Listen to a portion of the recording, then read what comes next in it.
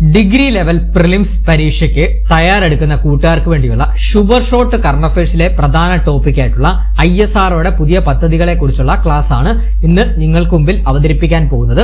അപ്പോൾ ക്ലാസ് അവസാനം വരെ എല്ലാ കൂട്ടുകാരും കാണാൻ ശ്രമിക്കണം, മാർക്ക് ഉറപ്പിക്കാം. അതോടൊപ്പം തന്നെ ആദ്യമായിട്ട് കാണുന്ന കൂട്ടുകാരുണ്ടെങ്കിൽ സബ്സ്ക്രൈബ് ചെയ്യാനും അതോടൊപ്പം തന്നെ ഹൈപ്പ് ചെയ്യാനും മറക്കരുതേ. അപ്പൊ നമുക്ക് ക്ലാസ്സിലോട്ട് കടക്കാം.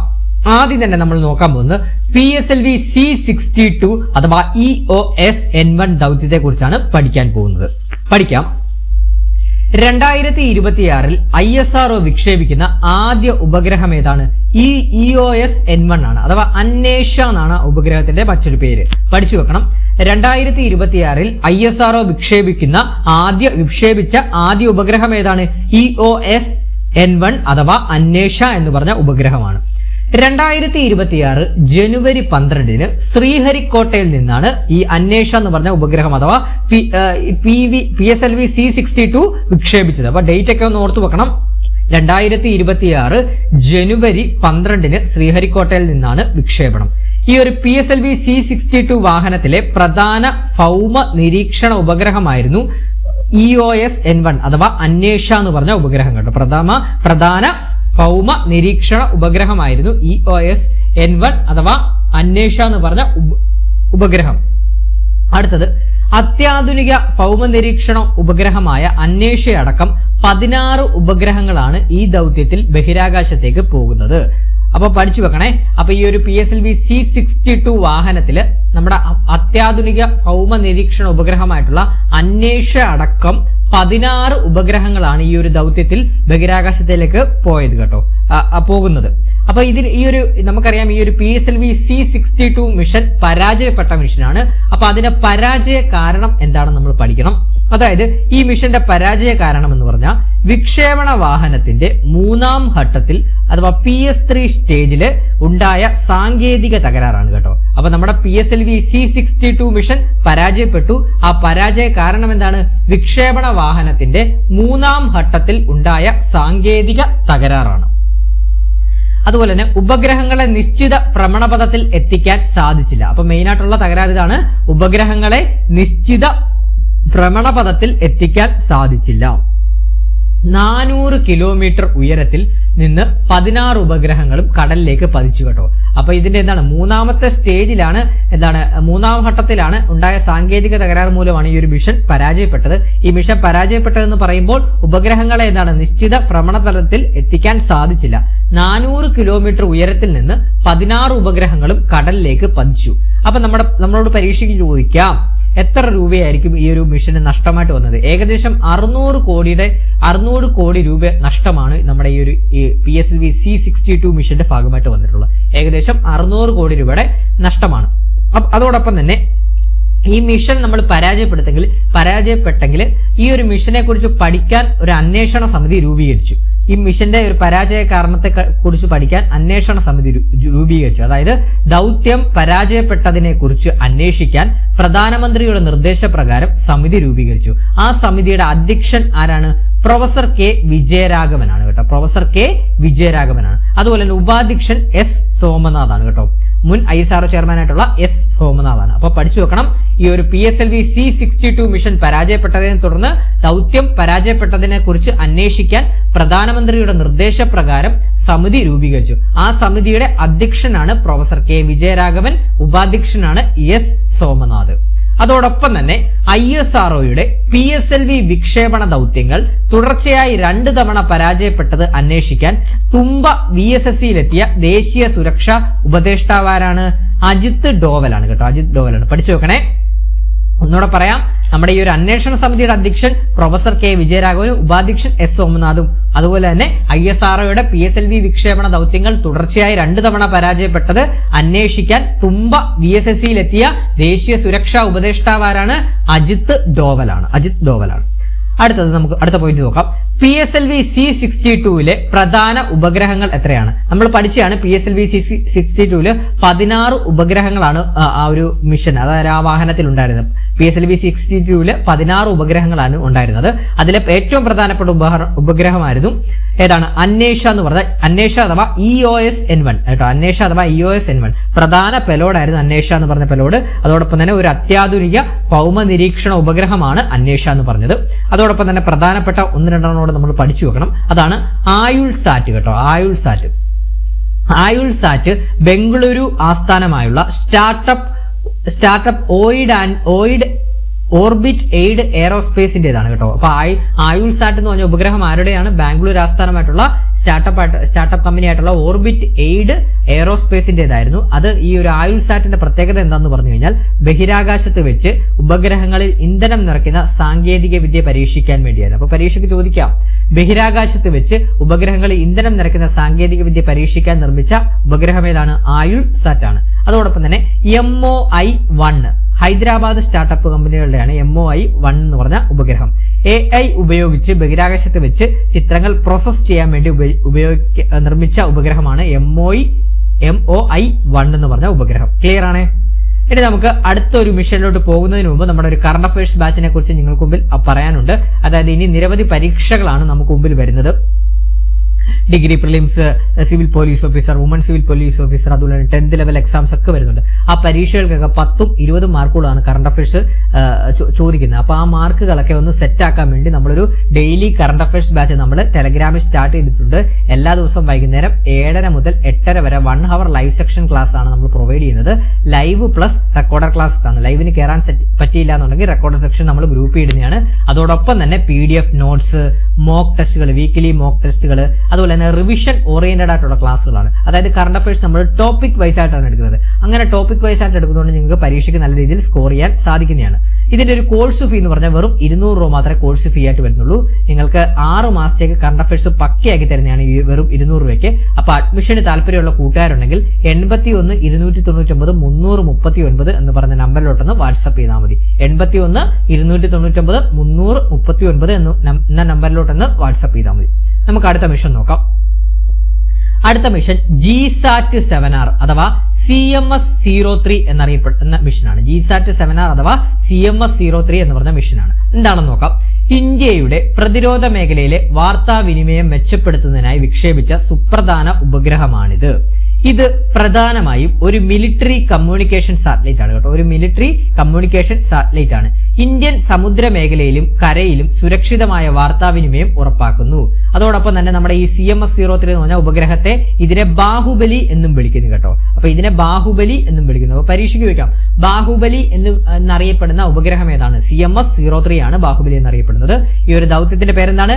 GSAT 7R ആണ്. ആ ഉപഗ്രഹം CMS-03 ആണ്. ഇത് വിക്ഷേപിച്ച തീയതി 2025 നവംബർ 2-നാണ് വിക്ഷേപിച്ചത്. വിക്ഷേപണ വാഹനം LV-M3 ആണ് കേട്ടോ. LV-M3 എന്താണെന്ന് അറിയാലോ? ലോഞ്ച് വെഹിക്കിൾ മാർക്ക് 3 വണ്ടിയാണ് കേട്ടോ. LV-M3 വാഹനത്തിലാണ് ഈ GSAT 7R എന്ന് പറഞ്ഞാൽ ഇതില് വിക്ഷേപിച്ചത്. വിക്ഷേപണ വാഹനം ഇതിന്റെ ലക്ഷ്യം എന്താണ്? ഇന്ത്യൻ നാവികസേനയുടെ വാർത്താവിനിമയ ശേഷി വർദ്ധിപ്പിക്കുക. ഇന്ത്യൻ നാവികസേനയുടെ വാർത്താവിനിമയ ശേഷി വർദ്ധിപ്പിക്കുക. അതോടൊപ്പം തന്നെ നമ്മുടെ ഈ ഒരു GSAT 7R ഭാരം എത്രയാണെന്ന് പരീക്ഷയ്ക്ക് ചോദിക്കാം. വെയിറ്റ് 4400 കിലോഗ്രാം ആണ്. അഥവാ 4 ടണ്ണിലേറെ വെയിറ്റ് ഉണ്ട് കേട്ടോ. 4400 കിലോഗ്രാം ആണ്.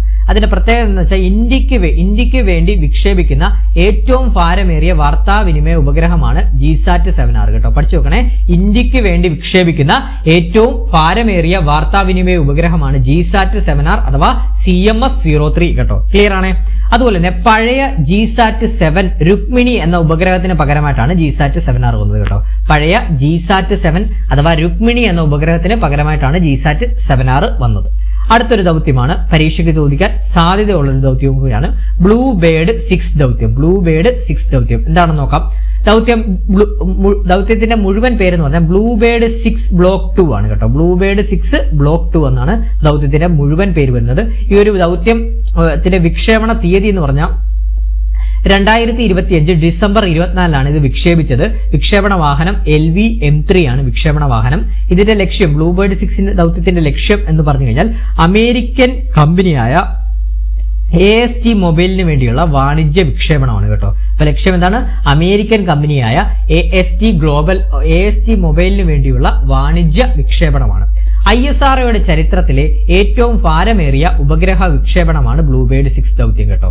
6500 കിലോഗ്രാമാണ്. അപ്പം ഇന്ത്യക്ക് വേണ്ടി വിക്ഷേപിക്കുന്ന ഏറ്റവും ഭാരമേറിയ വാർത്താവിനിമയ ഉപഗ്രഹമാണ് CMS-03 4400 കിലോഗ്രാം. തെറ്റിപ്പോലെ ഇത് ISROയുടെ ചരിത്രത്തിലെ ഏറ്റവും ഭാരമേറിയ ഉപഗ്രഹ വിക്ഷേപണമാണ് ബ്ലൂബേർഡ് 6ന്റെ വിക്ഷേപണം. 6500 കിലോഗ്രാം ആണ് ഭാരം വരുന്നത് കേട്ടോ. അതുപോലെ തന്നെ വാണിജ്യ വിഭാഗം ന്യൂ സ്പേസ് ഇന്ത്യ ലിമിറ്റഡ് വഴിയാണ് ഈ വാണിജ്യ ദൗത്യം നടത്തിയത് കേട്ടോ. അപ്പോൾ വാണിജ്യ വിഭാഗം new space India limited NSIL വഴിയാണ് ഈ വാണിജ്യ ദൗത്യം നടത്തിയത്. ടവറുകളോ ഒപ്റ്റിക്കൽ ഫൈബർ കേബിളുകളോ ഇല്ലാതെ മൊബൈൽ ഫോണുകളിൽ നേരിട്ട് ഇന്റർനെറ്റ് എത്തിക്കാനുള്ള സംവിധാനമാണ് ബ്ലൂബേർഡ് 6 കൊണ്ട് ഉദ്ദേശിക്കുന്നത് കേട്ടോ. അപ്പൊ എന്താണ്?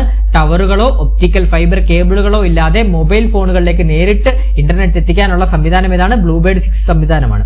ഇതിന്റെ ഒരു ലക്ഷ്യം എന്ന് പറഞ്ഞു കഴിഞ്ഞാൽ ഭാവിയിലെ വാർത്താവിനിമയ രംഗത്ത് വിപ്ലവകരമായിട്ടുള്ള മാറ്റം കൊണ്ടുവരിക എന്നതാണ് ലക്ഷ്യം. ഇത് LV-M3 വിക്ഷേപണ വാഹനത്തിന്റെ 6ാമത്തെ ദൗത്യമായിരുന്നു കേട്ടോ. അപ്പം LV-M3 M6 എന്നാണ് വരുന്നത് കേട്ടോ. അപ്പൊ അതോടൊന്ന് പഠിച്ചു വെക്കണം. LV-M3 വിക്ഷേപണ വാഹനത്തിന്റെ 6ാമത്തെ ദൗത്യമായിരുന്നു ബ്ലൂബേർഡ് 6. LV-M3 വാഹനത്തിന്റെ 5ാമത്തെ വിക്ഷേപണമായിരുന്നു GSAT 7R കേട്ടോ. അതോടൊന്ന് അറിഞ്ഞിരിക്കണം.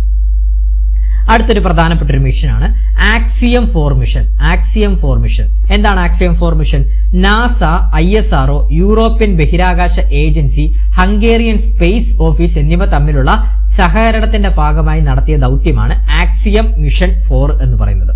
ഹൂസ്റ്റണിലെ സ്വകാര്യ കമ്പനിയായ ആക്സിയം സ്പേസ് നടത്തുന്ന സ്വകാര്യ ബഹിരാകാശ യാത്രയാണിത് ആക്സിയം 4. അപ്പൊ എന്താണ്?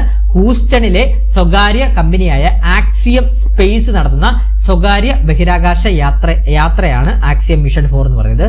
ഈ ആക്സിയം മിഷൻ 4നെ വിക്ഷേപിച്ചത് എന്നാണ്? 2025 ജൂൺ 5-നാണ് കേട്ടോ. 2025 ജൂൺ 25 ആക്സിയം മിഷൻ 4 വിക്ഷേപിച്ചത്. വിക്ഷേപണ വാഹനം സ്പേസ് എക്സ് ഫാൽക്കൺ 9 ആണ് കേട്ടോ. വിക്ഷേപണ വാഹനം ഏതാണ്? സ്പേസ് എക്സ് ഫാൽക്കൺ 9 ആണ്. വിക്ഷേപണ സ്ഥലം Kennedy space centre, Florida, USA ആണ് കേട്ടോ. അപ്പൊ ഇത്ര ഞാൻ ഒന്നുകൂടെ പറയാം, വളരെ ഇമ്പോർട്ടന്റ് ആണ്. ആക്സിയം മിഷൻ 4ന്റെ വിക്ഷേപിച്ച തീയതി എന്നാണ്? 2025 ജൂൺ 25. വിക്ഷേപണ വാഹനം space X falcon 9. Space X falcon 9. വിക്ഷേപണ സ്ഥലം Kennedy space centre, Florida, USA ആണ്. സംഘം യാത്ര ചെയ്ത ഈ ഒരു ആക്സിയം മിഷൻ 4ല് സംഘം യാത്ര ചെയ്ത പേടകം ഏതാന്ന് പരീക്ഷയ്ക്ക് ചോദിക്കാം. ക്രൂ ഡ്രാഗൺ ഗ്രേസ് അഥവാ ഡ്രാഗൺ സി 213 ആണ്. ക്രൂ ഡ്രാഗൺ ഗ്രേസ് ആണ് സംഘം യാത്ര ചെയ്ത പേടകം. അതുപോലെ തന്നെ ക്രൂസ് സംഘത്തിൽ ഉൾപ്പെട്ടവർ ആരൊക്കെയാണെന്ന് പരീക്ഷയ്ക്ക് ചോദിക്കാം. ആരൊക്കെയാണ്? പെഗ്ഗി വിഡ്സൺ ആയിരുന്നു ഈ ഒരു ക്രൂസ് സംഘത്തിന്റെ കമാൻഡറും അതുപോലെ തന്നെ USA-കാരനാണ്. അതുപോലെ തന്നെ പെഗ്ഗി വിഡ്സൺ, ശുഭാൻഷു ശുക്ല ആരാണ്? പൈലറ്റ്, ഇന്ത്യയാണ്. ടിബോർ കബു മിഷൻ സ്പെഷ്യലിസ്റ്റ്, ഹംഗറിയുടെ. അതുപോലെ തന്നെ സ്ലാവോഷ് ഉസ്നാൻസ്കി ആണ് മിഷൻ സ്പെഷ്യലിസ്റ്റ്, പോളണ്ടുകാരനാണ് കേട്ടോ. അപ്പൊ ഇത്രയും പേരാണ് ഒരു ക്രൂസ് സംഘത്തിൽ ഉണ്ടായിരുന്നത്. ഇതിൽ നമ്മൾ പഠിച്ചിരിക്കേണ്ട ആള് ശുഭാൻഷു ശുക്ലയാണ്. അപ്പൊ ശുഭാൻഷു ശുക്ല നമ്മുടെ ഇന്ത്യക്കാരനാണ്, പഠിക്കണം, വളരെ ഇമ്പോർട്ടന്റ് ആണ്. അദ്ദേഹത്തെ കുറിച്ച് പറയുവാണെങ്കിൽ ശുഭാൻഷു ശുക്ലയുടെ സ്വദേശം എന്ന് പറയുന്നത് ലക്നൌ ആണ്. അന്താരാഷ്ട്ര ബഹിരാകാശ നിലയത്തിലെത്തുന്ന ആദ്യ ഇന്ത്യക്കാരനാണ് ശുഭാൻഷു ശുക്ല. അന്താരാഷ്ട്ര ബഹിരാകാശ നിലയത്തിലെത്തുന്ന ആദ്യ ഇന്ത്യക്കാരനാണ് ശുഭാൻഷു ശുക്ല. അതോടൊപ്പം തന്നെ ബഹിരാകാശത്ത് ഏറ്റവും കൂടുതൽ കാലം പിന്നിട്ട ഇന്ത്യക്കാരൻ, അതായത് 18 ദിവസമാണ് ശുഭാൻഷു ശുക്ല പിന്നിട്ടത് കേട്ടോ. അപ്പൊ പഠിച്ചു വെക്കണം, ബഹിരാകാശത്ത് ഏറ്റവും കൂടുതൽ കാലം പിന്നിട്ട ഇന്ത്യക്കാരനാരാണ്? ശുഭാൻഷു ശുക്ലയാണ്. 18 ദിവസമാണ് അവിടെ ചെലവഴിച്ചത്. അടുത്തത് രാകേഷ് ശർമ്മയ്ക്ക് ശേഷം ബഹിരാകാശ യാത്ര നടത്തിയ ഇന്ത്യക്കാരനാണ്. രാകേഷ് ശർമ്മയ്ക്ക് ശേഷം ബഹിരാകാശ യാത്ര നടത്തിയ ഇന്ത്യക്കാരൻ. ബഹിരാകാശത്തെത്തുന്ന 634ാമത് സഞ്ചാരിയാണ് ശുഭാൻഷു ശുക്ല കേട്ടോ. അപ്പൊ സ്റ്റേറ്റ്മെന്റ് ആയിട്ടൊക്കെ ചോദിക്കാം. ബഹിരാകാശത്ത് എത്തുന്ന 634ാമത് സഞ്ചാരിയാണ് ശുഭാൻഷു ശുക്ല. ശുഭാൻഷു ശുക്ല ബഹിരാകാശ നിലയത്തിലേക്ക് കൊണ്ടുപോയ കളിപ്പാട്ടം ഏതാണ്? ജോയി ആണ് കേട്ടോ. വളരെ ഇമ്പോർട്ടന്റ് ആണ്. ജോയി എന്ന് പറഞ്ഞൊരു പാവയാണ് കേട്ടോ. ടോയ് ആണ്. അപ്പൊ കളിപ്പാട്ടം എന്ന് വെച്ചാൽ ടോയ് ആണ്, അതൊരു പാവയാണ് കേട്ടോ. അപ്പൊ അത് പഠിച്ചു വെക്കണം. ശുഭാൻഷു ശുക്ല ബഹിരാകാശ നിലയത്തിലേക്ക് കൊണ്ടുപോയ കളിപ്പാട്ടം ഏതാണ്? ജോയി എന്ന പാവയാണ്. അടുത്ത പോയിന്റ്, ശുഭാൻഷു ശുക്ല ബഹിരാകാശത്ത് കൊണ്ടുപോയ വെള്ളായണി കാർഷിക കോളേജ് വികസിപ്പിച്ച വിത്തിനങ്ങൾ ഏതൊക്കെയെന്ന് പരീക്ഷയ്ക്ക് ചോദിക്കാം. പഠിച്ചു വെക്കണം. ശുഭാൻഷു ശുക്ല ബഹിരാകാശത്ത് കൊണ്ടുപോയ വെള്ളായണി കാർഷിക കോളേജ് വികസിപ്പിച്ച വിത്തിനങ്ങൾ ഏതൊക്കെയാണ്? ജ്യോതി ഉമ നെല്ലിന്റെ വിത്തിനങ്ങള്, കനകമണി കുറ്റിപ്പയറ്, തിലകതാര എള്ള്, സൂര്യ വഴുതന, വെള്ളായണി വിജയ് തക്കാളി കേട്ടോ. അപ്പൊ ഇതിൽ പരീക്ഷയ്ക്ക് ചോദിക്കാൻ സാധ്യത ഇങ്ങനെയായിരിക്കും: ശുഭാൻഷു ശുക്ല ബഹിരാകാശത്ത് കൊണ്ടുപോയ വിത്തിനങ്ങൾ വികസിപ്പിച്ച കോളേജ് ഏതാണെന്ന് ചോദിക്കാം. ഏതാണ്? വെള്ളായണി കാർഷിക കോളേജാണ്. വിത്തിനങ്ങൾ ഏതാണ്?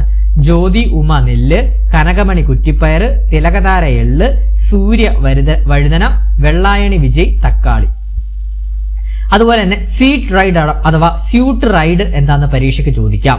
ആക്സിയം 4 ദൗത്യം നടത്തിയ ഒരു പ്രമേഹ ഗവേഷണ പദ്ധതിയാണ് സീറ്റ് റൈഡ് എന്ന് പറയുന്നത് കേട്ടോ. അപ്പൊ ആക്സിയം 4 ദൗത്യം നടത്തിയ ഒരു പ്രമേഹ ഗവേഷണ പദ്ധതിയാണ് സീറ്റ് റൈഡ്. അഥവാ എന്താണെന്ന് പറഞ്ഞു കഴിഞ്ഞാൽ മൈക്രോ ഗ്രാവിറ്റിയിലെ ഗ്ലൂക്കോസ് മെറ്റബോളിസത്തിലാണ് ഗവേഷണം ശ്രദ്ധ കേന്ദ്രീകരിക്കുന്നത്. അതായത് പ്രമേഹ നിയന്ത്രണത്തെ മൈക്രോ ഗ്രാവിറ്റി എങ്ങനെ ബാധിക്കുന്നു എന്ന് മനസ്സിലാക്കുക എന്നതാണ് ഇതിന്റെ ലക്ഷ്യം. അപ്പൊ അവരുടെ ഒരു സീറ്റ് റൈഡ് അഥവാ സ്യൂട്ട് റൈഡ് എന്നുണ്ടോ ആ ഒരു പരീക്ഷണം എന്തെന്ന് പറഞ്ഞാൽ ഈ പ്രമേഹമുള്ളവർക്ക് ബഹിരാകാശത്തൊക്കെ സഞ്ചരിക്കാൻ സാധിക്കുമോ എന്നതൊക്കെയാണ് ഒരു പരീക്ഷണമായിട്ട് വരുന്നത്. അതിനുവേണ്ടി പ്രമേഹ നിയന്ത്രണത്തെ മൈക്രോ ഗ്രാവിറ്റി എങ്ങനെ ബാധിക്കുന്നു എന്ന് മനസ്സിലാക്കുക എന്നതാണ് സീറ്റ് റൈഡ് അഥവാ സ്യൂട്ട് റൈഡിന്റെ പ്രധാന ലക്ഷ്യം. ഈ സീറ്റ് റൈഡ് എന്ന് പറഞ്ഞ ഗവേഷണത്തിന് നേതൃത്വം കൊടുത്ത മലയാളി ആരാന്ന് പരീക്ഷയ്ക്ക് ചോദിക്കാം. ഡോക്ടർ ഷംഷീർ വയലിലാണ് കേട്ടോ. വളരെ ഇമ്പോർട്ടന്റ് ആണ്. സീറ്റ് റൈഡ് അഥവാ സ്യൂട്ട് റൈഡ് ഗവേഷണത്തിന് നേതൃത്വം കൊടുത്ത മലയാളി ആരാണ്? ഡോക്ടർ ഷംഷീർ വയലിലാണ്. അതുപോലെ തന്നെ ആക്സിയം മിഷന്റെ മടക്കയാത്ര എന്നായിരുന്നു പരീക്ഷയ്ക്ക് വെക്കാം. ദൗത്യ സംഘം തിരിച്ചെത്തിയത് 2025 ജൂലൈ 15-നാണ്. അപ്പൊ ദൗത്യ സംഘം തിരിച്ചെത്തിയത് എന്നാണ്? 2025 ജൂലൈ 15-നാണ്. ജൂൺ 25-ന് പോയി ജൂലൈ 15-ന് തിരിച്ചു വന്നു.